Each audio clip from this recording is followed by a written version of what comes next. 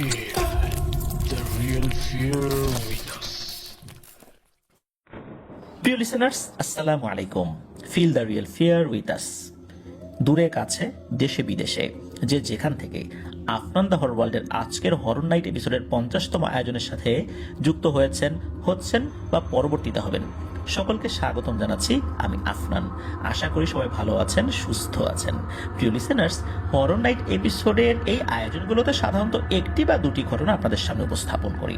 আজকের আয়োজনে আমরা দুটি ঘটনা আপনাদের সামনে নিয়ে এসেছি। আমাদেরকে যারা দুটি ঘটনা পাঠিয়েছেন তাদেরকে আপনারা চেনেন, একজনকে খুব ভালো করে চেনেন, তার নাম তাহমিদ। তার অনেকগুলো ঘটনা আমরা ইতিমধ্যে প্রচার করেছি এবং আরও অনেকগুলো ঘটনা আমাদের পাইপলাইনে রয়েছে, সেগুলো পর্যায়ক্রমে ইনশাল্লাহ আপনাদের সামনে নিয়ে হাজির হব। আর আরেকটি ঘটনা যিনি পাঠিয়েছেন, তিনি এর আগেও আমাদেরকে একটা ঘটনা পাঠিয়েছিলেন। ওনার নাম রাইসুল ইসলাম লিওন। উনি বর্তমানে বাংলাদেশ সেনাবাহিনীতে কর্মরত রয়েছেন। আমরা লিওন ভাইয়ের ঘটনাটি দিয়েই আজকের এপিসোডটি শুরু করব। এপিসোডটি শুরু করার আগে ছোট্ট একটি কথা, সেটা হচ্ছে যে আপনাদের বহুল প্রতীক্ষিত রক্ত সম্রাট ঘটনাটি খুবই তাড়াতাড়ি ইনশাল্লাহ নিয়ে হাজির হচ্ছি। ইনশাল্লাহ আশা করব যে এই ঘটনা শোনার পর খুবই রহস্যময় এক জগতের দরজা আপনাদের সামনে খুলে যাবে, যেটা নিয়ে আসলে আমরা কল্পনাতেই আনতে পারি না অনেকে। পুরো ঘটনা শুনলে আপনারা বুঝতে পারবেন। আর রক্ত সম্রাট ঘটনাটি আফনান দ্য হরর ওয়ার্ল্ডের এখন পর্যন্ত প্রচারিত সবচেয়ে দীর্ঘ ঘটনা হিসাবে আসতে যাচ্ছে। চলুন কথা বাড়াবো না, ঘটনাতে চলে যাই। আজকের এপিসোডের প্রথম ঘটনাটি লিওন ভাইয়ের।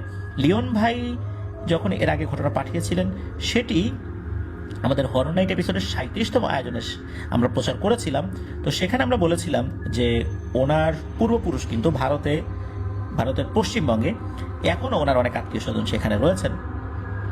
তো আর ওনার যে মেইন বাড়ি বা দাদা বাড়ি আমরা যদি বলি, সেটা হচ্ছে বাংলাদেশের পিরোজপুর জেলাতে। তো পিরোজপুর জেলার কদমতলা ইউনিয়নের ধুলিয়ারি কদমতলা গ্রামে। আর ধুলিয়ারি কদমতলা গ্রামের মধ্যের শেখ বাড়ি হচ্ছে ওনার দাদা বাড়ি। তো ঘটনার সময় 2008 সালের পৌষ মাসের কোনো এক রাত হবে দাদার ভাষ্য মতে। ঘটনাটি যে বহু আগে তা কিন্তু না, 2008 সালের। তো ওনার দাদার বাবা একা ছিলেন, তার কোনো ভাই বোন ছিল না। আর দাদারও একই অবস্থা, তারও কোনো ভাই বোন ছিল না। তাই ভাগে যে জমি পেয়েছেন উনি, সেটা অনেক বেশি বলতে হবে। দাদা নিজেই সব দেখাশোনা করতেন, মাঝে মধ্যে লোক রাখতেন কোনো ভারী কাজ যদি থাকতো। তো দাদার জমির মধ্যে অনেকটাই ছিল বাগান, যার মধ্যে নারকেল, সুপারি আর বাঁশ বাগান আছে। তো 2007 সালে বাংলাদেশে ভয়ঙ্কর এক ঘূর্ণিঝড় সিডর আঘাত হানে। ওই সিডরে 2007 সালে দাদার বাগানগুলোতে কিন্তু ব্যাপক ক্ষতি সাধন হয়। তো দাদা চিন্তা করলেন এই বাগানের সংস্কারের পাশাপাশি নতুন আরো একটা বাগান তিনি বানাবেন, তার ধানি জমি কেটে উঁচু করে। তাই কয়েক মাস উনি বেশ কষ্ট করে অর্থ জমালেন। বাকিটা এই লিওন ভাইয়ের বাবা মানে তার ছেলের কাছ থেকে নিয়েছিলেন। তো সেই অনুযায়ী বর্ষাকাল শেষে শীতকাল যখন আসলো, তখন দাদা পাশের গ্রামের একটা জায়গা রয়েছে, এটাকে পান্তাডুবি বলে আর কি। তো এই পান্তাডুবি গ্রামের একজন লোককে কাজের জন্য ঠিক করেন। তো তাদের মধ্যে কথা হয় যে দাদা এবং ওই লোকটি, তারা দুজন মিলে কাজ করে পুরনো বাগান প্রথমে সংস্কার করবেন এবং নতুন বাগান কাটার সময় আরো লোক নিয়ে আসবেন। এই বলে তারা একটা নির্দিষ্ট দিন ঠিক করে রাখলেন কাজ শুরু করার জন্য। দেখতে দেখতে কাজ শুরু করার দিনটা চলেও আসে। প্রথম দিকে ওনারা নারকেল আর সুপারি বাগানগুলোর মাটি কাটা থেকে শুরু করে নিয়ে নতুন গাছ লাগানো এগুলো করলেন আর কি। তো করতে করতে কিছুদিনের মধ্যে সেই কাজটি শেষ হয়ে যায়। এখন বাঁশ বাগান আর নতুন জমি কাটা বাকি। তো বাঁশ বাগান আগে ঠিক করবেন এই সিদ্ধান্ত নিলেন। ওই বাঁশ বাগান নিয়ে একটা কথা প্রচলিত ছিল, ওখানে নাকি খুবই দুষ্টু একটা জিন রয়েছে, আর অনেকেই নাকি তাকে দেখেছে এবং ভয়ও পেয়েছে, যেটাকে স্থানীয় লোকজন বাসগী নামেই চেনে। তবে দাদা কখনো এই বাসগীকে ওভাবে আসলে দেখেননি, কিন্তু এই বাসগী সুযোগ পেলেই কিন্তু মানুষের ক্ষতি করে বলে এলাকার লোকজন বিশ্বাস করে। তো দাদাকে এই জিনিসগুলো বলা হয় যে বাঁশবাগান কাটবেন, ওই বাসগী তো ঝামেলা করতে পারে। তো দাদা এগুলোতে পাত্তা না দিয়ে বাঁশবাগানের কাজ শুরু করে দেয়। উনি চিন্তা করে, ধূর এই কোথাকার কোন বাসগী ফাসগী, আমি তো দেখলাম না ভালো করে কখনো, তোমরাই খালি দেখাই হলো, যত সব আজগুবি কথাবার্তা, এরকম চিন্তা করেছেন আর কি। তো এই সমস্ত চিন্তা ভাবনা করে উনি বাঁশ বাগানের সংস্কারের কাজ শুরু করে দিয়েছেন। বাগান ঠিক করার জন্য পুরনো বাঁশগুলো দাদা কেটে কিছুটা নিজের কাজের জন্য রেখে বাকিগুলো বিক্রি করে দেন। ওই বাঁশ বাগানটা কিন্তু বেশ পুরনো ছিল। বাঁশ বাগানের কাজ শেষ হয়ে যায় 3 দিনের মাথায়। আর এখন নতুন জমি কাটা বাকি, তাই দাদা হন্যে হয়ে আরো অনেকজন মাটি কাটার লোক খুঁজতে থাকেন। কিন্তু তখন ধান কাটার মৌসুম থাকায় মাটি কাটার লোক উনি খুঁজে পাচ্ছিলেন না। তাই দাদা মনে মনে ভাবলেন সন্ধ্যায় চায়ের দোকানে দেখা হলে তার সাথে কাজ করা ওই লোককে বলে দেবেন যে উনি আর নতুন করে লোক পান নাই, তাই তাদের দুজনকেই একটু একটু করে কাজ শুরু করতে হবে। কিন্তু দাদা সন্ধ্যাবেলা চায়ের দোকানে গিয়ে সেই লোককে আর পেলেন না। এখন ওই লোকের কাছে ফোন নাম্বারও নাই বা তার মোবাইল ফোন নাই, আর দাদার কাছেও মোবাইল ফোন নাই। এখন কি করবেন? তাই ওই লোকটাকে তার বাড়িতে গিয়েই জানাতে হবে। তো উনি ওই লোকটার বাড়ির দিকে রওনা দিলেন। তো ওই লোকটার বাড়িতে গিয়ে জানলেন যে ওই লোকটাও নাকি দাদার সাথে কথা বলার জন্য আবার বাড়ি থেকে বেরিয়ে গেছেন। এগুলো শোনার পর দাদা ভাবলেন হয়তোবা ওই লোকটা দাদাদের বাড়িতে বসে আছেন দাদার সাথে কথা বলার জন্য। তাই দাদা কিছু না ভেবে বাড়ির দিকে ফিরতে শুরু করলেন। তো দাদা বাড়িতে যখন ফিরবেন, ওই ফিরতে হলে ওই যে বাঁশবাগান যেখানে বাসগী আছে বলে কথিত আছে, ওই বাঁশবাগানের পাশে খালপাড়ের রাস্তা ধরেই কিন্তু ফিরতে হয়। তো দাদা ওই বাঁশবাগান পর্যন্ত যখন এসেছেন তখন ওই যে ওই লোকটা তার সাথে দেখা হয়ে যায়। কারণ উনিও যখন দাদার বাড়িতে গিয়েছেন তখন শুনেছেন যে দাদা তাকে খোঁজ করার জন্য ওই চায়ের দোকানের দিকে গিয়েছেন। তো উনি আবার চায়ের দোকানের দিকে যাওয়ার পর শুনলেন যে দাদা তার বাড়ির দিকে গিয়েছেন। তখন ওই লোকটা কিছুটা ঘুরে ওই পথ দিয়ে আবার তার নিজের বাড়ির দিকে যাচ্ছিল। তো প্রতিমধ্যে দাদার সাথে তার দেখা হয়ে যায়। তো দাদাও খুশি হলেন, যাক লোকটাকে অন্তত পাওয়া গেল। হাঁটাহাঁটি করে একটু কষ্ট হলেও তাকে পাওয়া তো গেছে। তো দাদা তাকে জানিয়ে রাখলে যেহেতু লোক পাই নাই, কাল অনেক ভোরে দুজনকেই কাজে নেমে পড়তে হবে। তো ওই লোকটা রাজি হয়ে যায়, যে যার বাড়িতে চলে যায়। দাদা বাড়িতে এসে রাতের খাবার খেয়ে ঘুমিয়ে যান। এদিকে দাদার ঘুম ভাঙে ওই লোকটার ডাক। তো দাদা উঠে বলেন যে রে তুই এসে গেছিস। এই বলে দরজা খুলে দেখে যে হ্যাঁ ঠিকই ওই লোকটাই দাঁড়িয়ে আছে। বাইরে কিন্তু তখন একদম ঝোঁকে চাঁদের আলো। তবুও দাদা চিন্তা করেন যে লোকটা মনে হয় একটু তাড়াতাড়ি চলে আসছে। আর লোক যেহেতু পাওয়া যায় নাই, ওই লোকটা হয়তো বা একটু তাড়াতাড়ি এসে আমাকে ডাকলো, যদি তাড়াতাড়ি ওই জায়গায় যেতে পারি তাহলে কাজটা একটু আগানো যাবে আর কি। তো উনি এইটা নিয়ে কিন্তু আসলে বেশি কিছু যে ভেবেছেন তা কিন্তু না, একদম স্বাভাবিকভাবেই যেটা ভাবনা চিন্তা ওইটাই করেছেন আর কি। উনি তখন বলেন যাই তুই দাঁড়া আমি আসছি। এই বলে দাদা একটা খন্তা এবং 1 প্যাকেট বিড়ি একটা ম্যাচ নিয়ে একটা বিড়ি ধরিয়ে দাদিকে বলছেন যে ওই আমাকে একটা লোক ডাকাডাকি করছে, আমার সাথে যে লোকটা কাজ করে আর কি, তার সাথে আমি বেরোচ্ছি। তা দাদিও বলেন আচ্ছা ঠিক আছে যাও। এদিকে ওরা দুজন রওনা দিয়েছেন, দুজন পাশাপাশি হাঁটছেন, আগে পিছিয়ে বিষয়টা এরকম না। কিছুক্ষণ পর পর ওই লোকটা দাদাকে বলে যে আপনি এই বিড়িটা ফেলেন তো, আর আপনার হাতের খন্তাটা আমার কাছে দেন। খন্তা দিয়ে ওই যে মাটি খোঁড়া হয় আর কি, বা মাটি কাটা হয়। তো দাদা চিন্তা করছেন যে এই লোকটা এমনিতে সারাদিন আমার সাথে অনেক কষ্ট করে, আবার এই হেঁটে যাচ্ছি, এই লোহার খন্তাটা তার কাছে দিব, থাক আমার কাছেই থাক, ও এতটুকু পথ একটু রিল্যাক্স হয়ে হেঁটে যাক, হয়তো আমার কষ্ট দেখে আমাকে বলছে আর কি জিনিসটা দিয়ে দিতে। কিন্তু ওই লোকটা যেন দাদার হাত থেকে ওই খন্তা আর দাদার মুখ থেকে বিড়ি ফেলতে উঠে পড়ে লেগেছে। তখন দাদার মনে হালকা একটু সন্দেহ হয়। তিনি চিন্তা করছেন যে আচ্ছা এই লোকটাতে এত নাসর বান্দা না, 1বার 2বার বলতে পারে কিন্তু প্রতিনিয়ত বলেই যাচ্ছে, এটা তো তার স্বভাবের সাথে যাচ্ছে না।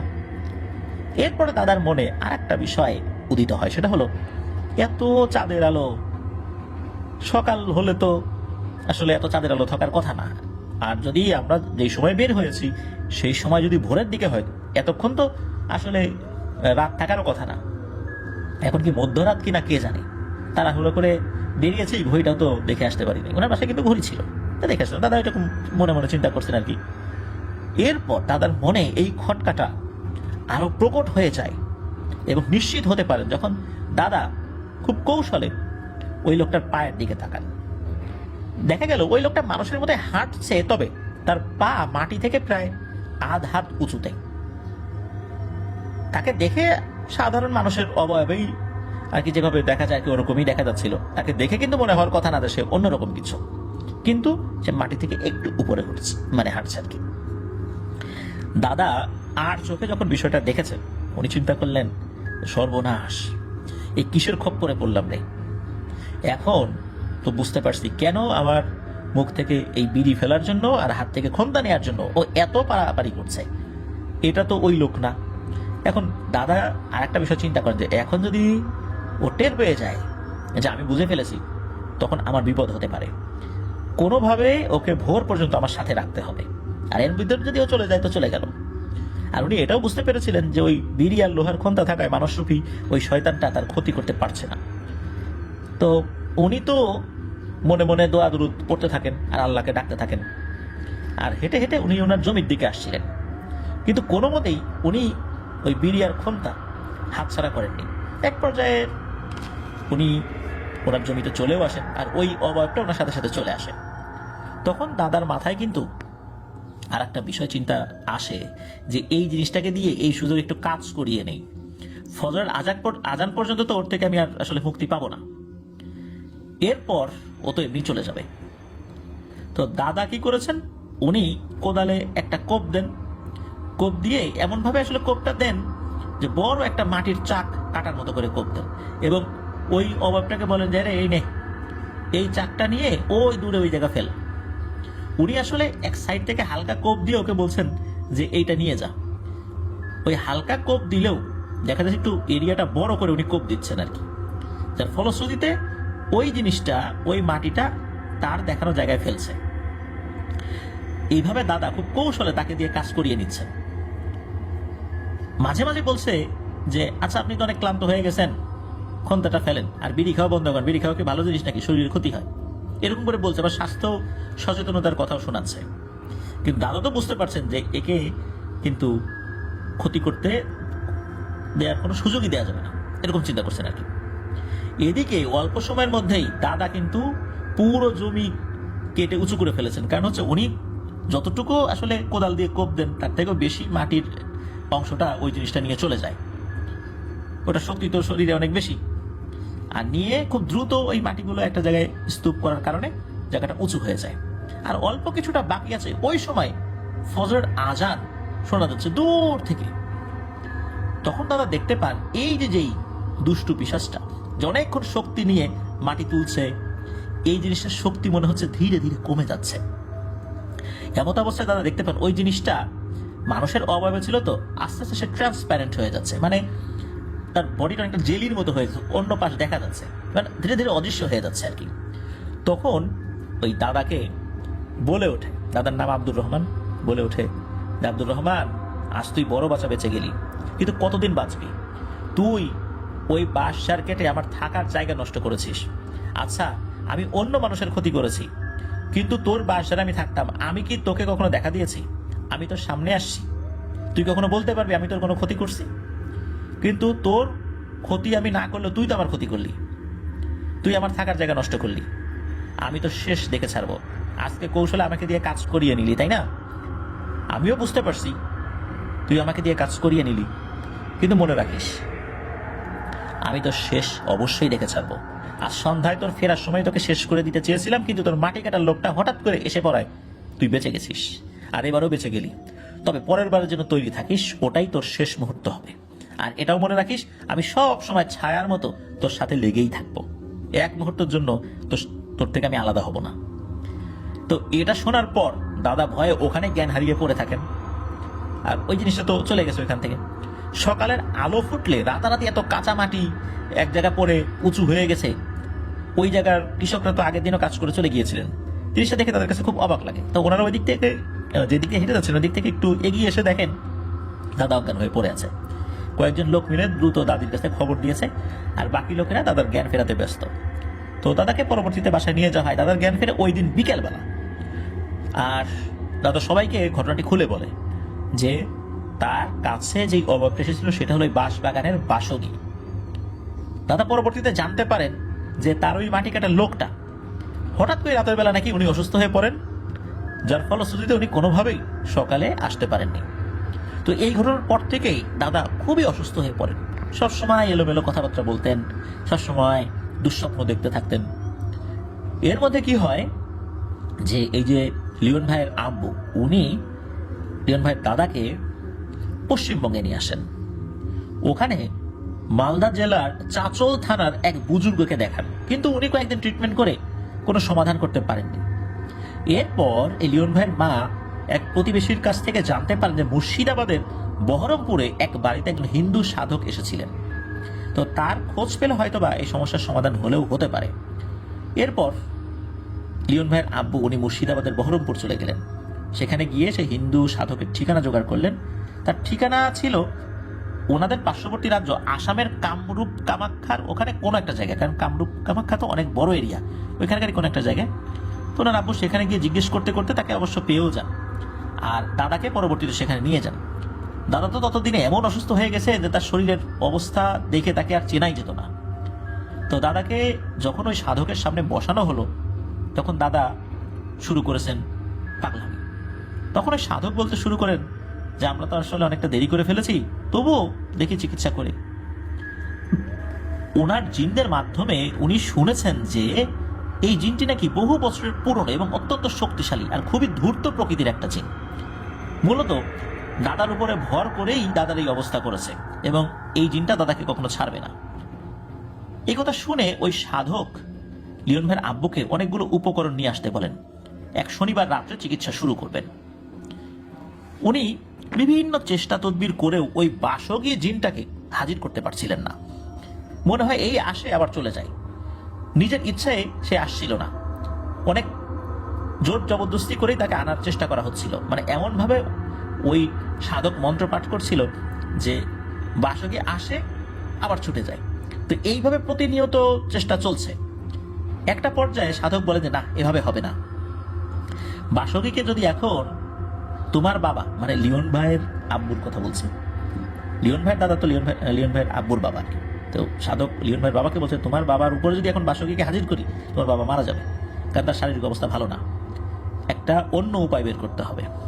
এরপর উনি ওনার হাতে থাকা এক রহস্যময় আয়না বের করেন এবং ওই আয়নার মধ্যে বাসগীকে হাজির করার চেষ্টা করেন। কোনোভাবেই তো বাসগী হাজির হয় না, কারণ জিনেরা জানে আয়নার মধ্যে হাজির হলে সেখান থেকে আর বের হওয়া যাবে না, যে হাজির করবে তার ইচ্ছা ছাড়া। অনেক কষ্টে ওই সাধক ওই আয়নার মধ্যে বাসগীকে হাজির করতে সক্ষম হন, আর ওই বাসগীও আয়নার মধ্যে আটকা পড়ে যায়। এরপর ওই সাধক ওই বাসগীকে অন্য কোনোভাবে বন্দি করে তার জিনদেরকে দিয়ে কোনো একটা ব্যবস্থা করেছিলেন। কি ব্যবস্থা করেছিলেন এই বিষয়ে জানা যায় না। এরপর নাকি দাদা আস্তে আস্তে সুস্থ হয়ে যান, তবে তার পুরোপুরি সুস্থ হতে 1 বছর সময় লেগেছিল। এরপর দাদার সাথে আল্লাহর রহমতে কোনো সমস্যা হয়নি, আর ওই বাসগীকে ওই এলাকায় আর কখনোই নাকি দেখা যায়নি। ওই এলাকাটা কিন্তু যেখানে আমরা আবারও বলে দিচ্ছি যে পিরোজপুর জেলার সদর উপজেলার কদমতলা ইউনিয়নের ধুলিয়ারি কদমতলা গ্রামে। প্রিয় লিসেনার্স, ঘটনাটি কেমন লাগলো? আয়নার মধ্যে জিনকে হাজির করা এটা কিন্তু খুব কষ্টকর একটি ব্যাপার। আর জিন যদি একবার শুধু আয়নার মধ্যে হাজির হয়, তাহলেই কিন্তু তার বন্দী হওয়া নিশ্চিত হয়ে যায়, যেটা বাসগীর ক্ষেত্রেও হয়েছিল। জানি না বাসগী এখন কোথায় আছে, ওই সাধক কোথায় তাকে আটকে রেখেছে, তবে ছাড়া পেলে নিশ্চিত সে আবার এসে হামলা করবে। এটি ছিল ঘটনা। প্রিয় লিসেনার্স, আমরা সাধারণত এই ধরনের ঘটনাগুলোতে দেখি যে একটা পর্যায়ে ওই যে জিনটা অবয়ব ধরে এসেছিল, মানুষের অভাব ধরে বা পরিচিত কারো অবয়ব ধরে, তারপর ডাকাডাকি করেছে, চলে গেছে, পরে আবার ফজরের সময় চলে যায়, বা তাকে আঘাত করলে মৃত কাঠ হয়ে পড়ে থাকে। এবারের ঘটনাটা কিন্তু ডিফারেন্ট ছিল। কিছু অংশ মিল থাকলেও শেষ দিকে এসে কিন্তু লিওন ভাইয়ের দাদার অবস্থা খারাপ করে ছেড়েছিল। আর সর্বশেষ ঘটনাটি মোটামুটি ভালো একটা এন্ডিংয়ে হয়েছে বলতে হবে, আলহামদুলিল্লাহ। ওনার দাদা সুস্থ হয়েছেন, আর কোনো সমস্যা হয়নি। তো এটি ছিল ঘটনা। ধন্যবাদ জানাচ্ছি লিওন ভাইকে, দারুণ একটি ভয়ের ঘটনা আমাদেরকে উপহার দেওয়ার জন্য। আশা করছি লিসেনারদের কাছেও ঘটনাটি ভালো লেগেছে। চলুন প্রিয় লিসেনার্স, আমরা চলে যাব আমাদের এবারের এপিসোডের দ্বিতীয় এবং শেষ ঘটনায়। আর এই ঘটনাটি থাকছে আপনাদের সকলের প্রিয় মোহাম্মদ তাহমিদের।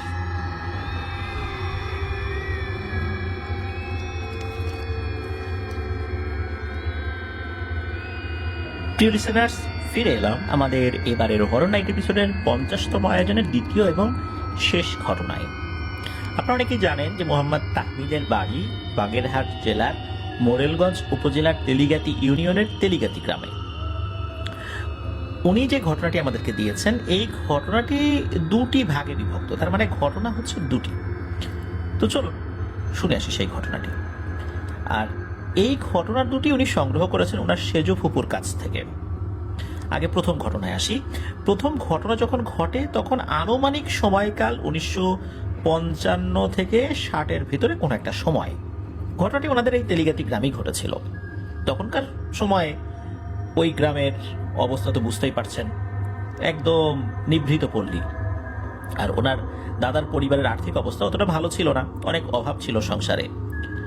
এই তাহমিদ ভাইয়ের আব্বু এবং চাচাদের যদি সংখ্যা আমরা বলি, ওনারা 8 ভাই বোন, 4 ভাই 4 বোন। এর মধ্যে তাহমিদ ভাইয়ের আব্বু সবচেয়ে ছোট। তো চলুন মূল ঘটনার দিকে ঢুকে যাই। তো ওই সময়ে যার সাথে এই মূল ঘটনাটি ঘটে তার নাম হচ্ছে আব্দুস সামাদ চাচা। আর তার চেয়ে 2 বছরের মতো বড় হবে তার আরেক ভাই, তার নাম হচ্ছে আব্দুস সালাম। তার মানে হচ্ছে আব্দুস সালাম চাচা এই আব্দুস সামাদ চাচার থেকে বড় ছিলেন সামান্য আর কি। তো ওই সময়ে ঘরের মানুষজন একদম আসলে কম না, এতগুলো ছেলে মেয়ে, 2-1 জনের বিয়ে হলেও মানুষ তো আসলে খুব একটা কম না, তাই না? তো এই 2 ভাই আব্দুস সালাম এবং আব্দুস সামাদ, এই দুজন একই সঙ্গে একই খাটে ঘুমাতেন। তো আরেকটা কথা, যখন এই আব্দুস সামাদ চাচার সাথে এই ঘটনা ঘটে তখন তার বয়স 12 কি 13-র মতো হবে আর কি। তো একদিন তিনি ঘুমিয়ে আছেন, হঠাৎ তার মনে হয় ঘরের এক পাশের মাটির নিচের দিকে ঘর ঘর ঘর ঘর আওয়াজ হচ্ছে। তার কাছে মনে হচ্ছিল কি যেন মাটির নিচ দিয়ে একদিক থেকে আরেক দিকে চলে যাচ্ছে। অনেক সময় আমরা ফ্ল্যাট বাড়িতে এরকম শব্দ শুনি। ছাদের উপরে কোনো ভারী কিছু যদি টানা হেঁচড়া করা হয়, তারপরে যদি কেউ পাটার উপরে মশলা বাটে, তখন একদম ঘর ঘর আওয়াজ হয় আর কি। তো এরকমটাই যদি মাটির নিচে হয় এরকম শব্দ হয়, ঠিক যেমনটা শোনা যেরকম ঘর ঘর আওয়াজ, ওই রকমটা আর কি। এভাবে উনি কয়েকটা দিন শুনতে পেয়েছিলেন, কিন্তু কাউকে কিছুই বলেন নাই। দিনের বেলা উনি ভুলে যেতেন স্বপ্নের কথা, তাই তেমন একটা পাত্তাও দেন নাই। উনি যখন ঘুমিয়েছেন অন্যান্য রাতের মতো, পরিবেশ তো পুরো শান্ত, কোনো শব্দ টব্দ নাই। ওই রাত্রে কে যেন আস্তে করে ওনাকে ডাক দেয়, আব্দুস সামাদ, এই আব্দুস সামাদ, কই রে, ওঠ ওঠ, তোর জন্য দারুণ একটা উপহার আছে রে, ওঠ ওঠ। তো এইভাবে কি যেন তাকে ডাক দেয়। তো এই আব্দুস সামাদ চাচা কিন্তু একটু বোকাশোকা টাইপের ছিলেন, কোনো চালাক চতুর স্বভাব ওনার মধ্যে ছিল না ছোটবেলা থেকেই। যে যেটা বলতো সেটাই উনি সরল বিশ্বাসে বিশ্বাস করে নিতেন আর কি। তো এই রাতের ডাক যখন শুরু হয়, তার পাশে থাকা আব্দুস সালাম চাচা কিন্তু এই ডাকটা শুনতে পান নাই, শুধু আব্দুস সামাদ চাচা এই ডাকটা শুনতে পেয়েছিলেন। কয়েকবার এই ডাক শোনার পর উনি আস্তে আস্তে তার বন্ধ চোখ খুললেন। এই ঘটনা কিন্তু ঘরের মধ্যেই ঘটছে, এমন না যে ঘরের বাইরে থেকে ডাকাডাকির আওয়াজ আসছে, বিষয়টা এরকম না। তা আব্দুস সামাদ চাচা চোখ খুলে দেখেন একজন বৃদ্ধা মহিলা, অনেক বৃদ্ধা, 80-90 বছর বয়স হলে যেরকম মুখ এবং শরীরের স্কিনগুলো কুচকে যায় ওই রকম আর কি, তবে ভয়ঙ্কর না, অ্যাজ ইউজুয়াল একজন স্বাভাবিক বয়স্ক মহিলার চেহারা যেমন হয় ঠিক তেমন। তো ওই বৃদ্ধা মহিলা সামাদ চাচাকে বলছে, সামাদ রে, আয় আয়, ওঠ ওঠ, আমি তোকে ভালো কিছু একটা দিতে চাই, যা তোর সারা জীবনের জন্য অনেক কাজে দেবে, তুই বড়লোক হয়ে যাবি, আয় আমার সাথে আয়, বিছানা থেকে উঠ, তোর মতো মানুষকেই খুঁজছিলাম। তো এমন অবস্থা দেখে আব্দুস সামাদ চাচা তো অনেকটাই ভয় পেয়ে যান এবং চোখ বন্ধ করে ফেলেন। তো কিছুক্ষণ পর আবার যখন চোখ খুলেছেন দেখেন সবকিছু স্বাভাবিক, কেউ নাই ঘরের মধ্যে। এরপর ওই রাত্রে ঘরে আর কোনো কিছু ঘটেনি, স্বাভাবিকভাবেই রাতটা কেটে যায়, উনিও ঘুমিয়ে পড়েছিলেন। তবে পরদিন সকালবেলা আব্দুস সামাদ চাচা তার আম্মুকে, মানে তাহমিদ ভাইয়ের দাদির কাছে সমস্ত বিষয়গুলো খুলে বলেন। তো দাদি একথা শুনে বুঝতে পারেন যে বিষয়টা আসলে কি। তো দাদি আব্দুস সামাদ চাচাকে বলেন যে, শোন রে বাপ, এটা খারাপ কিছু না, তোর কাছে এটা আসছে ভালো, তুই আজ রাত্রে একটা কাজ করবি, যদি উনি আবার আসেন তাহলে তুই ভয় পাবি না, উনি কি বলেন সেটা তুই মনোযোগ দিয়ে শুনবি, একদমই ঘাবড়াবি না। মনে রাখবি, ঘরের বাইরে থেকে খারাপ কিছু ডাকতে পারে, কিন্তু ঘরের ভেতরে ঢুকে খারাপ কিছু সাধারণত ডাকাডাকি করে না। আর আলামত দেখে যেটা মনে হচ্ছে এটা খারাপ কিছু না, এজন্যই বললাম, সুতরাং ভয় পাস না, আর মনোযোগ দিয়ে এটা শুনবি এবং তার কোনো কথা না করবি না। আজ রাত্রে আমিও ঘুমাবো না, ঘুমের ভান ধরে পড়ে থাকবো। তুই ভয় পাস না, আমি আছি, ইনশাল্লাহ তোর কোনো ক্ষতি হবে না, আল্লাহ ভরসা। এরকম বলে তাহমিদ ভাইয়ের দাদি আব্দুল সামাদ চাচাকে ভরসা দেন আর কি। আর এটাও বলে দেন যে খবরদার এই কথা তুই কিন্তু বাড়ির কাউকে আর বলবি না, আমার কাছে বলছিস আর খবরদার কাউকে বলিস না কিন্তু। তো ওই দিন তো শেষ হয়ে যায়, অস্ত নেমে আসে, সূর্যর আলো নিভে যায়, বলতে সন্ধ্যা হয়ে যায়। এদিকে আব্দুল সামাদ চাচা অপেক্ষা করতে থাকেন রাতের বেলা সেই বৃদ্ধা মহিলার জন্য। তো অপেক্ষা করতে করতে একসময় উনি ঘুমিয়েও যান। এরপর গভীর রাত্রে ওই বৃদ্ধা মহিলার ডাক তার কানে ভেসে আসে, আব্দুল সামাদ, ওই আব্দুল সামাদ, ওঠ ওঠ, আমি আসছি। তো কানে ডাক দেওয়ার সাথে সাথেই উনি উঠে পড়েছেন। তো এবার আর উঠে উনি ওই বৃদ্ধা মহিলাকে ভয় পান না, আর ওই বৃদ্ধা মহিলা ভয়ঙ্কর কোনো স্রোতেও আসেন নাই, স্বাভাবিক স্রোতেই আসছেন এবারও। তো আগের রাতের মতো এ রাত্রেও ওই বৃদ্ধা মহিলা বলছেন, আব্দুল সামাদ, যে আয় আয় আমার সাথে আয়, খাট থেকে নিচে নাম। তো উনি খাট থেকে নিচে নামার পর ওই বৃদ্ধা মহিলাকে কিন্তু বাইরে যেতে দেখা যায় না, মানে এই বৃদ্ধা মহিলা আব্দুল সামাদ চাচাকে নিয়ে বাইরে যাচ্ছেন না। তাদের ঘর ছিল কাঠের, দুই পাশে দুটা বারান্দা, ঘরের মধ্যে দুইটা খাট পাশাপাশি ছিল, তার মাঝখানে কিছু ফাঁকা জায়গা, এটাই ছিল ওই ঘরের অবস্থা আর কি। তো ঘরের অন্য সাইডে কিছু জিনিসপত্র ছিল এবং এক সাইডে আব্দুল সামাদ চাচার আম্মু মানে তাহমিদ ভাইয়ের দাদির নামাজের জন্য একটা জায়গা ছিল, সেখানে তিনি নামাজ আদায় করতেন। আর ঘরের বাইরে দুইটা বারান্দার বিবরণটা আসলে ওটা দেওয়ার খুব একটা প্রয়োজন নাই, ওটা ঘটনার সাথে রিলেটেড না আর কি। তো পাশের একটা বারান্দা ছিল, সেখানে শুধু আব্দুল সামাদ চাচার আব্বু মানে দাদা ঘুমাতেন আর কি মাঝে মাঝে। যখন ওই বৃদ্ধা মহিলা আব্দুল সামাদ চাচাকে ডাকলেন তখন তিনি খাট থেকে নিচে নামলেন। তখন ওই বৃদ্ধা মহিলা আস্তে আস্তে হাঁটতে হাঁটতে দাদির নামাজ পড়ার যে স্থান ঠিক তার পাশে গিয়ে দাঁড়ালেন। এরপর সেই বৃদ্ধা মহিলা বললেন, আব্দুল সামাদ, তুই এই জায়গাটা খুঁড়ে ফেল, গোল করে খুঁড়বি। এই কথা বলে ওই বৃদ্ধা মহিলা গোল করে একটা জায়গা দেখিয়ে দেন। এরপর আব্দুল সামাদ চাচা পাশ থেকে একটা মাটি খোঁড়ার শাবল বা এই জাতীয় কিছু একটা দিয়ে ওই জায়গাটা খোঁড়া শুরু করলেন। সেখানে একটা ব্যাপার উনি লক্ষ্য করলেন, খোঁড়ার পর মনে হলো যে ওখানে কিছু আছে। তবে এখানে কিন্তু একটা প্রশ্ন মনের মধ্যে জাগতে পারে, আচ্ছা ঘরের মধ্যে খোঁড়াখুড়ি করলো অথচ কারো ঘুম ভাঙলো না, ওইবারে কারোই ঘুম ভাঙলো না, কোনো শব্দ হলো না। আসলে কোনো শব্দই হয়নি, কেন হয়নি সেটা জানা যায় না, হয়তো ওই বৃদ্ধা মহিলা কোনো এক মায়াজাল সৃষ্টি করেছিলেন যার কারণে এরকমটা হয়নি। আর একটা বিষয়, অন্ধকারের মধ্যে কিভাবে আব্দুল সামাদ চাচা ওই বৃদ্ধা মহিলাকে দেখলেন, তার চেহারাটাও ভালো করে দেখলেন, আবার শাবল নিয়ে গর্ত খোঁড়া শুরু করলেন। মূলত ঘরের মধ্যে এক ধরনের আলো ছিল, ওই আলোটার উৎস কি সেটা আব্দুল সামাদ চাচা জানেন না, বলতেও পারেন না। তবে ঘরের মধ্যে আলো ছিল এবং সেই আলোতে উনি স্পষ্টভাবে সবকিছু দেখছিলেন। আব্দুল সামাদ চাচা উনি যখন খুঁড়ছিলেন, সামান্য কিছুটা খুঁড়তেই হঠাৎ করে তার চোখ দুটো ছানা বড়া হয়ে যায়। দেখলেন বিশাল বড় এক মাইট বা মুনি বা বিশাল বড় একটা মাটির ঘড়া, এক একটা এলাকায় এক এক নামে এটা পরিচিত। আর এই জিনিসগুলো ছিল মাটি দিয়ে তৈরি। অনেক সময় দেখা যায় মানুষ এগুলোর মধ্যে চাল, তারপরে ধান এগুলো রাখে আর কি।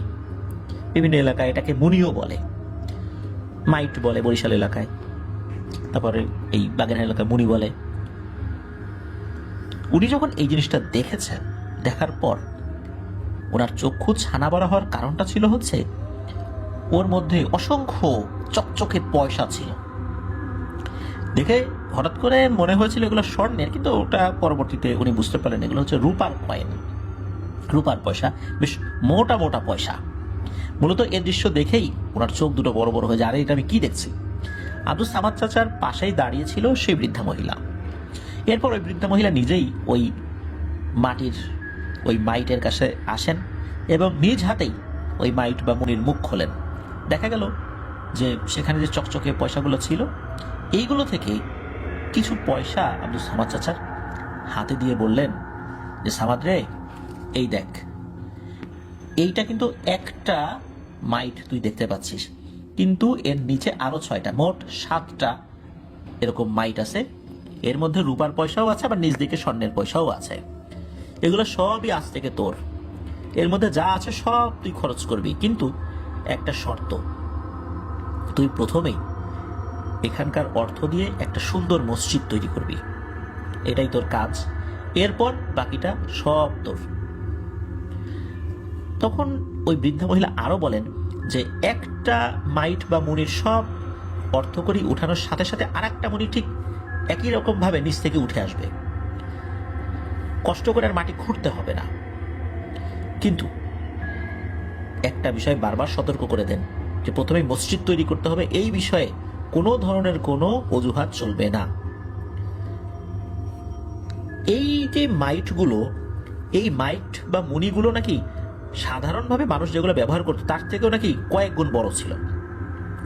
আব্দুল সামাদ চাচা বলেছিলেন যে তার কাছে মনে হচ্ছিল যে এই ঘরের অনেকটা জায়গা জুড়েই নাকি এই এক একটা মাইট মনে হয় রয়েছে।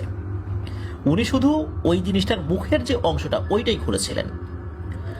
আর ওই বৃদ্ধা মহিলা আরো একটি সতর্কবাণী করে দেন, সেটা হলো খবরদার এইখানে কোনো নাপাক জিনিসের স্পর্শই যেন না লাগে।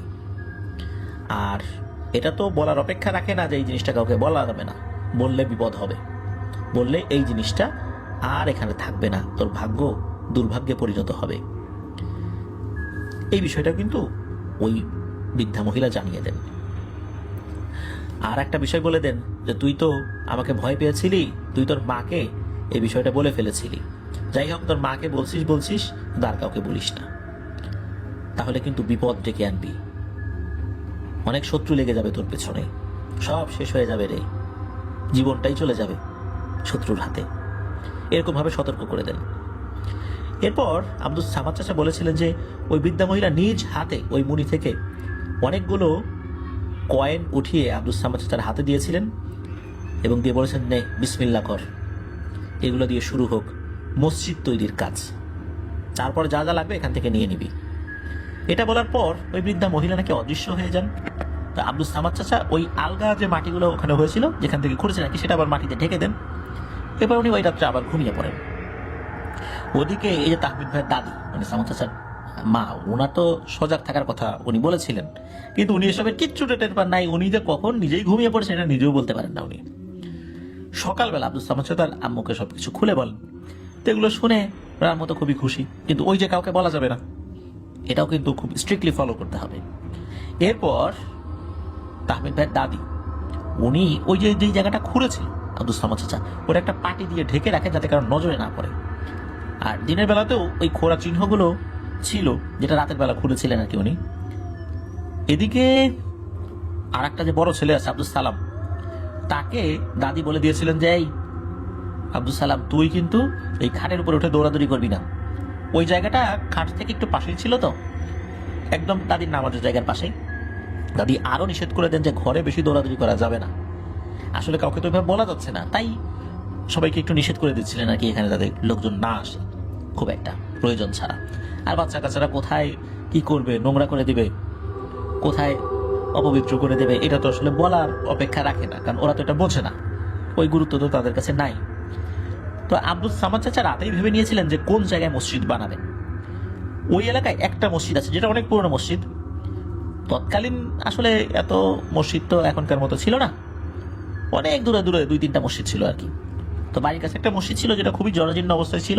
উনি মনে করেছেন যে এটা উনি সম্পূর্ণ নতুন করে জাঁকজমকপূর্ণ করে তৈরি করবেন, ওই সময় সবচাইতে দামি মসজিদ নির্মাণ খরচের দিক দিয়ে যেন সেটাই হয়, ওইরকম চিন্তা করছে, কারণ অর্থকরী তো আর কোনো সমস্যা হওয়ার কথা ছিল না। দিনের বেলায় আব্দুল সামাদ চাচা তার আম্মুর সাথে কথা বলে সিদ্ধান্ত নেন এবং ওই দিন রাত্রেই তারা আরো কিছু টাকা পয়সা ওই মুনি থেকে উঠাবেন এরকম একটা সিদ্ধান্ত নিয়েছিলেন এবং মসজিদ বানানোর কাজও শুরু করবেন। তো ঠিক ওই দিনই দুপুর থেকে বিকালের মধ্যবর্তী কোন একটা সময় ওই যে আব্দুল সালাম চাচা, যিনি আব্দুল সামাদ চাচার বড় ভাই, 2-1 বছরের বড় আর কি, তো উনি আবার কি করেছেন, একটা ভুল করে ফেলেছিলেন। সেটা হচ্ছে যে এই যে তাহমিদ ভাইয়ের বাবা, তো উনি ভাই বোনদের মধ্যে সবার ছোট, ওই সময় তার বয়স হচ্ছে 2 বছরের মতো। তো আব্দুল সালাম চাচা কি করেছিলেন, ছোট ভাইকে কোলে নিয়ে খেলছিলেন, লাফালাফি করছিলেন, আর 2 বছর একটা বাচ্চা কতটুকুই আর কি বলছে, তাই না?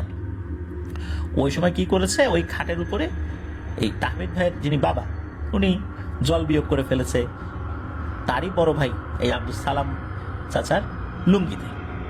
এখন লুঙ্গি একদম ভিজে গিয়েছে। এরপর আব্দুল সালাম চাচা কি করেছেন, উনি লুঙ্গিটা খুলে মাটির উপরে ছুঁড়ে ফেলেছেন। যাহারে এটি কি করলি, আমার লুঙ্গিটা ভিজাই দিলি। এরপরে উনি ওনার আম্মুকে ডাকাডাকি শুরু করছেন, এই আম্মা দেখো তোমার ছেলে আমার লুঙ্গি ভিজাই দিছে। যখনই এই শব্দটা তাহমিদ ভাইয়ের দাদি শুনেছেন তখন চমকে উঠছেন, আরে ওই ঘরে ওরা কি করে, ওই ঘরে ঢুকে পড়ছে। উনি দৌড়ে গিয়েছেন, দৌড়ে গিয়ে দেখেন যে এই অবস্থা, আব্দুল সালাম চাচা তার লুঙ্গি খুলে ছুঁড়ে ফেলেছেন। এখন সে তো ছোট মানুষ, সে তো আর কিছু বোঝে না। আব্দুল সালাম চাচাও যে বয়সে খুব বড় তাও না, আর তাহমিদ ভাইয়ের বাবা তো একদমই ছোট, কিছু শব্দ মুখে উচ্চারণ করা শিখেছে মাত্র। তো লুঙ্গি ওই যে খুলে ছুঁড়ে ফেলেছিল ওই জায়গায় গিয়ে পড়েছে, যে জায়গাটা ঢাকা ছিল। তো ওই জায়গাটার উপরে তো পাটি ছিল, ওই পাটির উপরে লুঙ্গি গিয়ে পড়েছে। উনি তো দ্রুত, মানে দাদি তো দ্রুত ওখান থেকে লুঙ্গিটা সরিয়ে ফেলেন। লুঙ্গিটা সরিয়ে অন্য জায়গায় নিয়ে যান, ওই জায়গাটা ভালো করে একটু মুছে ফেলেন এবং বকাঝকা করেন, কি করলি, এই জায়গায় জিনিসটা ফেললি কেন? তখন আব্দুল সালাম চাচা বলছে, আমি কি এই ভিজা লুঙ্গি পরে থাকবো, এই জন্য ফেলে দিছি। এখন তাকে তো কিছু বলতেও পারছেন না দাদি। এখন কি করা যায়, উনি তো ভয় পেয়েছেন যে নিশ্চয়ই কোনো একটা ঘটনা তো ঘটবে এইবার। ওই রাত্রে কিছু টাকা পয়সা ওঠানোর কথা কিন্তু ছিল, খুব গোপনে ওঠানোর কথা ছিল, কারণ মসজিদ তৈরি করতে হবে। কিন্তু ওই রাত্রে ওনারা কিছুটা খুঁড়েছেন, খোঁড়ার পরে না কিছু দেখেন না, আবার মাটি উপরে ঢেকে দিয়ে সরে চলে গেছেন। দাদি চিন্তা করছিলেন যে হয়তোবা এই কারণে এই জিনিসটা পাওয়া যাচ্ছে না। ওই রাত্রে একটা স্বপ্ন ওনারা কিন্তু দেখেছিলেন, তবে স্বপ্ন দেখলেও বাস্তবিক একটা শব্দ ওনারা শুনেছিলেন। বাস্তব শব্দটা যেটা শোনেন সেটা হচ্ছে একটা ঘর ঘর ঘর ঘর আওয়াজ আসে, মনে হচ্ছে ঘর ঘর ঘর ঘর আওয়াজ একদিক থেকে আর এক দিকে চলে যাচ্ছে, ওনাদের ঘরের ওই দিকটা থেকে অন্য কোনো একটা দিকে চলে যাচ্ছে। তো এই আওয়াজটা কিন্তু একদম শুরুর দিকে আব্দুল সামাদ চাচা শুনতে পেয়েছিলেন। তখন মনে হচ্ছিল অন্য কোনো জায়গা থেকে ওই আওয়াজটা তার ঘরের দিকে আসছে, কিন্তু এবার একটা ভিন্ন, ঘরের দিক থেকে অন্য দিকে চলে যাচ্ছে। ওই রাত্রে স্বপ্ন যখন দেখেছেন, সেই স্বপ্নের মধ্যে আব্দুল সামাদ চাচা দেখেন যে ওই 7টা বিশাল বিশাল বড় যে মুনি বা মাইট, সেগুলো তার ঘর থেকে বের হয়ে সোজা অন্যদিকে চলে যাচ্ছে। মনে হচ্ছে যে সেগুলো মাটির নিচ দিয়েই যাচ্ছে, তবে মাটিটা মনে হচ্ছে ফেটে যাচ্ছে যেদিক দিয়ে যাচ্ছে এবং বাইরে একটা সাইড দিয়ে বের হয়ে যাচ্ছে। এরপর উনি দেখতে পেলেন সেই বৃদ্ধা মহিলাকে একটা জায়গায় দাঁড়িয়ে আছে, খুব মন খারাপ তার, খুব কাঁদো কাঁদো স্বরে বলছে, আহ আব্দুল সামাদ রে, হায় রে, কি করলি তোরা, এটা একটা কাজ হইলো, কতবার করে সতর্ক করলাম তারপরও তোরা পারলি না, কিছুদিন পরেও যদি এটা ঘটতো তাও তো তোরা একটু তোদের অবস্থা ফেরাতে পারতি, একটা মসজিদ হইলে আমি কি সওয়াব পাইতাম না, এইটা কি করলি, উপকারের জন্য দিলাম, তোরা পারলি না রে।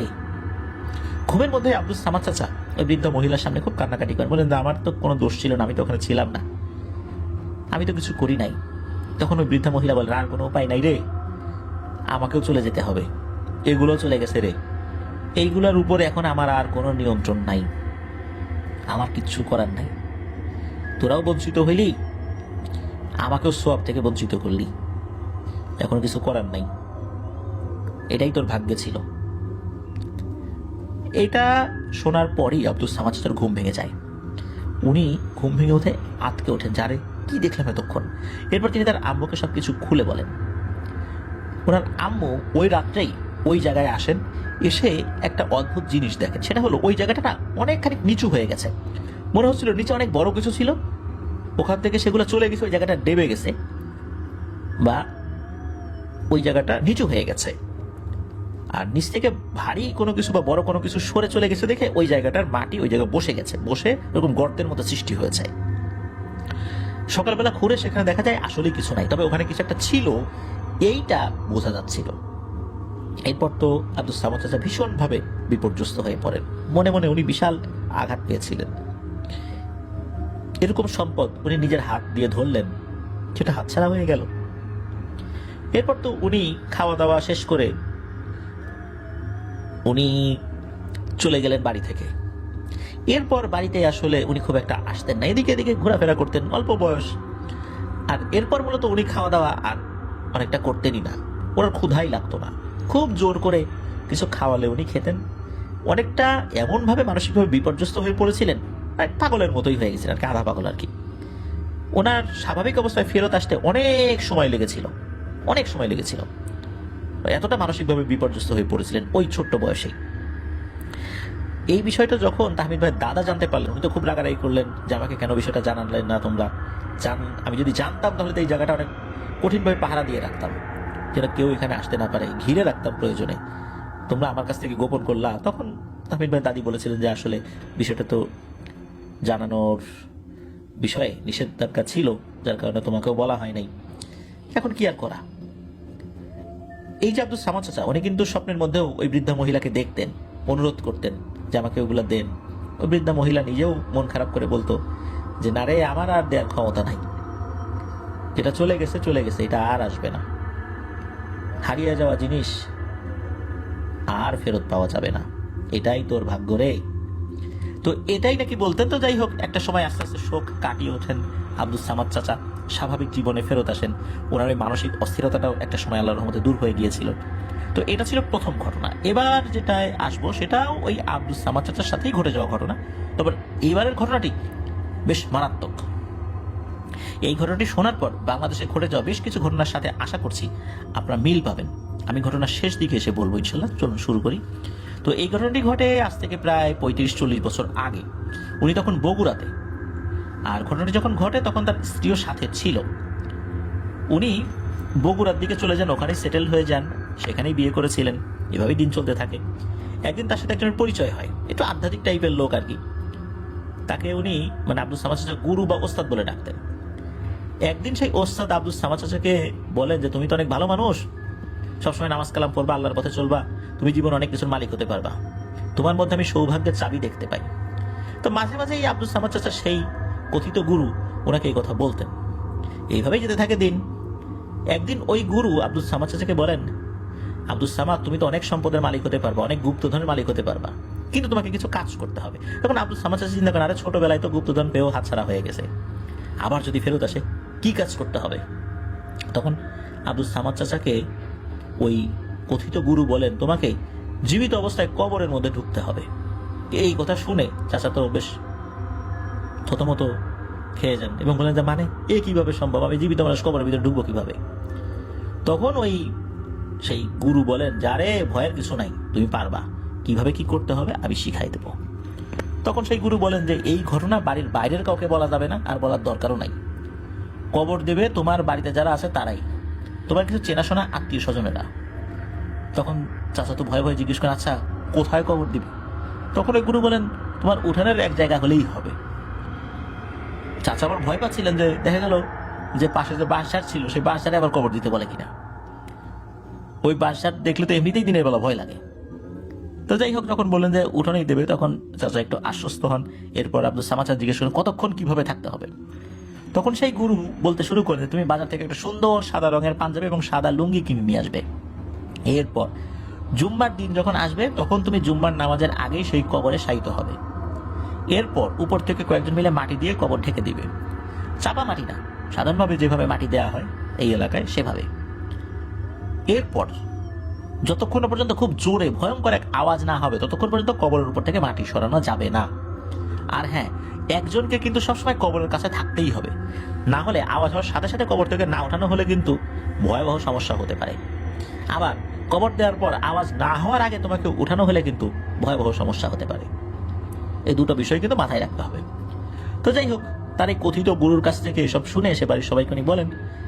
এই কথা শোনার পর কেউ কি রাজি হয়? কেউ তো রাজি হয় না। উনি তখন বিবাহিত ছিলেন, ওনার স্ত্রীও রাজি না। সবাই বলে, আরে বাপু এত টাকা পয়সার কোনো প্রয়োজন নাই, যেমন আসো তেমন থাকো, ভাগ্য যদি ভালো থাকে আল্লাহ অনেক কিছু দেবেন, ভাগ্য খারাপ হলে ওই যে ছোটবেলায় যেটা হারায় গেছে ওরকম কোনো কিছু আর হবে না, আল্লাহর উপর ভরসা রাখো, এসব কোনো কিছু করতে হবে না। তারপরেও আসলে উনি সবাইকে অনেক কষ্ট করে বোঝান যে ছোটবেলায় এরকম একটা জিনিস কিন্তু হাতছাড়া হয়ে গেছিল, হয়তোবা এই জিনিসটা এবার ফেরত আসবে, আল্লাহ এটাই চাচ্ছেন, এইভাবে উনি সবাইকে বুঝান। কিন্তু তার এক বড় বোন আছে যাকে উনি বুবু বলে ডাকতেন, এই বুবু তো কোনোভাবেই রাজি না, আর তার স্ত্রীও রাজি না। এই দুই মহিলা একদম বেঁকে বসেন যে না, এটা কোনোভাবেই করা যাবে না, এগুলোর কোনো প্রয়োজন নেই। এখন আব্দুল সামাদ চাচাও নাসর বান্দা যেন করবেনি, এদিকে ওনার শ্বশুরবাড়ির লোকজনও কয়েকজন চলে আসছে, ওনার শ্বশুরও চলে আসে তাকে বোঝানোর জন্য। যখন সবাই দেখলেন যে না, কোনোভাবেই তাকে আসলে বোঝানো সম্ভব না, সবাই বলে আচ্ছা ঠিক আছে, তুমি যেটা করতে চাও করো। এরপর কবর খোঁড়া হয় উঠানে। প্রতিবেশীরা কিন্তু জানে না এগুলা, সব ব্যবস্থা নেওয়া হয়েছে কিভাবে কি করতে হবে। ওদিকে কবরে ঢুকে কি কি পড়তে হবে সেগুলো কিন্তু তাদের কথিত গুরু শিখিয়ে দিয়েছেন। এরপর জুম্মার দিন চলে আসে, সবকিছু প্রস্তুত করা হয়। তিনি জুম্মার নামাজের আজানের সাথে সাথে সুন্দর পাঞ্জাবি আর এই সাদা লুঙ্গি পরিধান করে কবরের মধ্যে ঢুকে শুয়ে পড়েন। এদিকে তার স্ত্রী তো খুব কান্নাকাটি শুরু করেন। স্বাভাবিকভাবে উনি তো চাচ্ছেন না যে তার স্বামী এসব ঝামেলার মধ্যে যাক, কিন্তু ওনার এই একগুয়েমের কারণে শেষ পর্যন্ত সেই কথিত গুরুর কথা অনুযায়ী তাকে জীবিত কবর দেয়া হয়। সবাই আশেপাশে ঘোরাফেরা করছে, এইভাবে করতে করতে দুপুর থেকে বিকেল, বিকেল থেকে সন্ধ্যা, সন্ধ্যা থেকে রাত নেমে আসে, কিন্তু কোনো আওয়াজ পাওয়া যায় না। একটা ভয়ঙ্কর আওয়াজ হওয়ার কথা ছিল, কিন্তু কোনো আওয়াজ নাই। আবার নিষেধ ছিল আওয়াজ হওয়ার আগে কবর থেকে উঠানো যাবে না, তাহলে আবার ক্ষতি হবে। অনেকেই তো গিয়ে তার ঘরে গিয়ে বিশ্রাম নিচ্ছে, কিন্তু ওই যে তার এক বুবু, বড় বোন, উনি আর কবরের পাশ থেকে সরেন না, বলেন না এই বাইরে না নিয়ে আমি যাবো না এখান থেকে। উনি খাওয়া দাওয়া বাদ দিয়ে ওখানেই বসে আছেন। দুপুর চলে গেছে, রাত চলে যাচ্ছে, এক মুহূর্তের জন্য ওখান থেকে সরে নাই। গভীর রাত, অনেকে ঘুমিয়ে পড়েছেন, অনেকে চিন্তা করেছেন ও কবরের মধ্যে মরে গেছে। এতক্ষণ কেউ কবরের মধ্যে থাকতে পারে না। রাত প্রায় অর্ধেক, কোনো আওয়াজ নাই। আনুমানিক রাত 3টার দিকে বিকট এক আওয়াজ হয় কবরের ভেতর থেকে, একদম কান ফাটানো একটা আওয়াজ। আওয়াজ হওয়ার সাথে সাথে সেই বুবু, উনি তো জোরে চিৎকার করে সবাইকে ডাকাডাকি শুরু করেন। দ্রুত কবর খোঁড়া শুরু হয়। এক পর্যায়ে মাটি সরানো হয়, সেখানে দেখা যায় যে আব্দুস সামাদ চাচা কবরের ভিতর অজ্ঞান হয়ে আছেন, মারা যায় নাই, তার শ্বাস প্রশ্বাস চলছিল। এরপর 1.5 থেকে 2 ঘন্টা সময় লাগে তার হুঁশ ফেরাতে। ওনার যখন হুঁশ ফেরত আসে তখন সবাই জিজ্ঞেস করছে তোমার সাথে কি হয়েছিল কবরের ভিতরে। আব্দুস সামাদ চাচা বলেন এই বিষয়ে আমাকে কেউ কোনো প্রকার প্রশ্ন করবে না। এরপর তিনি তার সেই কথিত গুরুর কাছে চলে যান, তাকে গিয়ে বলেন যে কি হয়েছিল সবকিছু, কবরের ভিতরে যা যা হয়েছে সেটা নাকি শুধু একজনকেই বলা যেত, এটাই নাকি এটা নিয়ম ছিল। তো কাকে বলা যাবে এটা নাকি নির্দিষ্ট করে বলে দেওয়া হয়নি। এখন আব্দুস সামাদ চাচা তার গুরুকে বিশ্বাস করেছিলেন, তাই তিনি তাকে গিয়ে সবকিছু বলেছিলেন। হয়তোবা তাকে কোনো গুপ্তধনের সন্ধান দেওয়া হয়েছিল। আব্দুস সামাদ চাচা ভেবেছিলেন তার গুরু তো এইসব বিষয় ভালো বুঝবেন, তাকে এই বিষয়টা সাহায্য করবেন, এটা ভেবে উনি তার গুরুকে সবকিছু বলে দিয়েছিলেন। কিন্তু ঘটনাটা ঘটলো কি, এই কথিত গুরু আব্দুস সামাদ চাচাকে কোনো সাহায্য করেন না। এরপর পরই নাকি সেই কথিত ভণ্ড গুরু উনি বেশ ভালো মতো ফাউন্ডেশন করে বাড়ি তৈরি করা শুরু করেন। তার বেশ কিছু বাড়ি, বেশ দামি দামি বাড়ি কিন্তু এখনো রয়েছে। এই ঘটনার পরপরই মূলত উনি ওই বাড়ির কাজে হাত দিয়েছিলেন। আসলে কিভাবে গুপ্তধন পাওয়া যাবে সেই সব কথা নাকি সেই গুরুকে বলে দিয়েছিলেন। আর এই জিনিসটা একবার কাউকে বলে দিলে যিনি বলে দেবেন তিনি হয়তোবা আর সেই গুপ্তধন পাবেন না, যাকে বলে দেওয়া হয় সেটা নাকি তার এখতিয়ারে চলে যায়। এভাবেই সেই কথিত গুরু আব্দুস সামাদ চাচার সাথে বিশ্বাসঘাতকতা করেছিলেন। আব্দুস সামাদ চাচা সরল বিশ্বাসী মানুষ একজন ছিলেন, খুব সহজ সরল মানুষের, আমরা ঘটনা শুরুর দিকে বলেছি। তার এই সরলতার সুযোগটাই এই ভণ্ড কথিত গুরু নিয়েছিলেন। প্রিয় লিসেনার্স, আফসোস যে এই ভণ্ড গুরুর খপ্পরে পড়ে উনি জীবনের কি ঝুঁকিটা নিয়েছিলেন উনি নিজেও বুঝতে পারেন নাই। আর বিশ্বাস করে গুপ্তধনের কথা বলেছিলেন, সেটা কিন্তু ওই ভণ্ড গুরু হাতিয়ে নিয়েছিলেন। কিন্তু আসলে কি ওখানে হয়েছিল, আদতে গুপ্তধনের কথা বলা ছিল কিনা, এই বিষয়ে উনি কাউকে কখনো কিচ্ছুটা বলেন নাই। ওনার সেই বুবু কিন্তু মারা গিয়েছেন, ওই ঘটনার প্রত্যক্ষদর্শী বেশ কয়েকজন কিন্তু মারা গিয়েছেন। আর তাহমিদ ভাইয়ের বাবা চাচা বা ফুপুরা 4 ভাই 4 বোন, এর মধ্যে 4 জন মারা গিয়েছেন। সেই আব্দুস সালাম চাচাও মারা গিয়েছেন, 2 জন ফুপু মারা গিয়েছেন। তবে আব্দুস সামাদ চাচা আলহামদুলিল্লাহ এখনো জীবিত আছেন। তবে তাকে এই বিষয়ে প্রশ্ন করা হলে উনি কিছুরই উত্তর দেন না, বলে যে এই বিষয়ে কোনো কিছু বলা যাবে না, বললেই বিপদ হবে। প্রিয় লিসেনার্স, আমি বলেছিলাম যে আপনারা এই ঘটনা শোনার পর কিছু বিষয় মেলানোর চেষ্টা করবেন। মাঝে মাঝে আমরা দেখতে পাই যে বাংলাদেশের প্রত্যন্ত এলাকাগুলোতে কিছু কিছু সংবাদ ভেসে আসে যে সেখানে বাড়ির উঠোনের মধ্যে একজন কবরের মধ্যে ঢুকে গেছে। এরপর কোনো সারা শব্দ না পাওয়ার পর সে কবর খুলে তাকে বের করা হয়েছে। তার অবস্থা খুব খারাপ, পানি শূন্যতা দেখা গিয়েছে, কোনোভাবে তাকে বাঁচানো হয়েছে। অথবা যখন থানা পুলিশের কাছে খবর গিয়েছে, তারা এসে তাকে কবর থেকে উদ্ধার করেছে। তো এই ধরনের ঘটনা কিন্তু আমরা শুনেছি, আপনারাও শুনেছেন। আসলেই এইগুলো হতে পারে যে এই গুপ্তধনের আশায় মানুষ এই ভয়ঙ্কর কাজগুলো করে থাকে। আদতে ওখানে আসলে কি ঘটে না ঘটে এই তথ্যগুলো ওনারা কাউকে বলেন না, যার ফলশ্রুতিতে আমরাও তেমন কোনো তথ্য পাই না। আমরা শুধু আন্দাজ করি, যেমনটা তাহমিদ ভাই আন্দাজ করে বলেছেন বা তার পরিবার আন্দাজ করে যেই সিদ্ধান্তে এসেছিলেন, তাদের সিদ্ধান্ত আসার পিছনে কারণও ছিল সেই কথিত গুরু এই ঘটনার পর পরে কিভাবে বাড়ির কাজে হাত দিল, তার সংসার চলতো না। যেহেতু আব্দুল সামাদ চাচা এই বিষয়ে কাউকে বলতে পারবেন না, এই কারণেই আন্দাজ করে সবাই নিয়েছিলেন যে কোনো গুপ্তধনের সন্ধান দিয়ে দিয়েছিলেন সেই কথিত গুরুর কাছে, আর সেটা নিয়ে সে বড় হয়ে গেছে। তো এটাই ছিল ঘটনা। ধন্যবাদ জানাচ্ছি তাহমিদ ভাইকে। এই ঘটনার পর নিশ্চয়ই অনেকেই আশেপাশে ঘটে যাওয়া এই টাইপের ঘটনার একটা সুরাহা বুঝতে পারবেন যে কি হতে পারে সেটা। ধন্যবাদ জানাচ্ছি লিওন ভাইকে। আপনারা দুজন ঘটনা পাঠিয়েছেন, আশা করছি এই ঘটনা দুটি লিসেনারদের কাছে ভালো লেগেছে। ধৈর্য ধরে যারা শুনলেন তাদেরকেও আবারও ধন্যবাদ জানাচ্ছি। আজকের এপিসোড এ পর্যন্তই। প্রিয় লিসেনার্স, আমার জন্য দোয়া করবেন, আমার পরিবারের জন্য দোয়া করবেন, আপনাদের জন্য দোয়া রইল, আপনাদের পরিবারের প্রত্যেকের জন্য দোয়া রইল। মহান আল্লাহ সুবহানাহু ওয়া তাআলা আমাদেরকে ভালো রাখুন, সুস্থ রাখুন, নিরাপদে রাখুন, আফনান দা ওয়ার্ল্ডের সাথে রাখুন। আসসালামু আলাইকুম। প্রিয় লিসেনার্স, ফিরে এলাম